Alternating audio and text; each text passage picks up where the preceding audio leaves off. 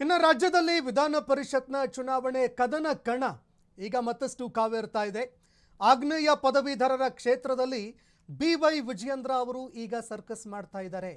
ತಮ್ಮ ಅಭ್ಯರ್ಥಿಯನ್ನ ಗೆಲ್ಲಿಸಿಕೊಂಡು ಬರೋದಕ್ಕೆ BY ವಿಜಯೇಂದ್ರ ಅವರು ಇದೀಗ ತಂತ್ರಗಳನ್ನು ಹೆಣಿತಾ ಇದ್ದಾರೆ.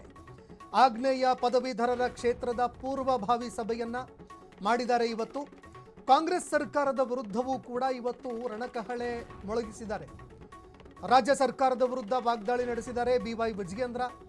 ನರಸತ್ತ ಕೈ ಸರ್ಕಾರಕ್ಕೆ ತಕ್ಕ ಪಾಠವನ್ನ ಕಲಿಸಬೇಕಾಗಿದೆ. ರಾಜ್ಯ ಸರ್ಕಾರದಿಂದ ಅಧಿಕಾರಿಗಳನ್ನ ದುರ್ಬಳಕೆ ಮಾಡಲಾಗ್ತಾ ಇದೆ. ಹಿಂದೂ ವಿರೋಧಿ ಸರ್ಕಾರದ ವಿರುದ್ಧ ಜನ ಬೇಸತ್ತು ಹೋಗಿದ್ದಾರೆ. BK ಹರಿಪ್ರಸಾದ್ ಅವರಿಗೆ ಅಯೋಧ್ಯೆ ಬಗ್ಗೆ ಮಾತನಾಡುವಂತಹ ನೈತಿಕತೆ ಇಲ್ಲ. ನಿಮಗೆ ತಾಕತ್ತಿದ್ರೆ ರಾಹುಲ್ ಗಾಂಧಿ ಅವರ ರಾಜೀನಾಮೆಯನ್ನ ಪಡ್ಕೊಳ್ಳಿ ಮೊದಲು. KPCC ಅಧ್ಯಕ್ಷರ ವಿರುದ್ಧ BJP ರಾಜ್ಯಾಧ್ಯಕ್ಷ ಗುಡುಗಿದ್ದಾರೆ.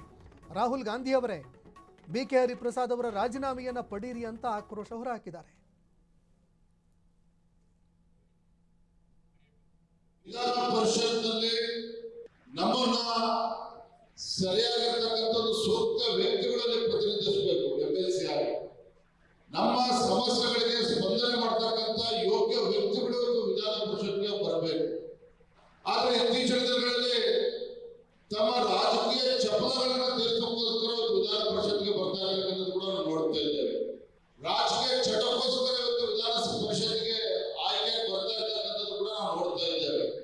ಹಣದ ಅಹಂನಿಂದ ನಾವು ಚುನಾವಣೆ ಗೆಲ್ತೇವೆ ಅಂತಕ್ಕಂಥ ಭ್ರಮೆಯಿಂದ ಚುನಾವಣೆ ಸ್ಪರ್ಧೆ ಮಾಡ್ತಾ ಇರ್ತಕ್ಕಂಥದ್ದನ್ನು ಕೂಡ ನಾವು ನೋಡ್ತಾ ಇದ್ದೇವೆ.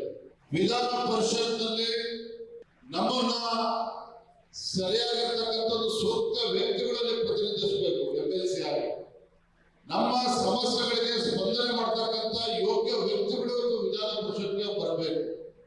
ಆದ್ರೆ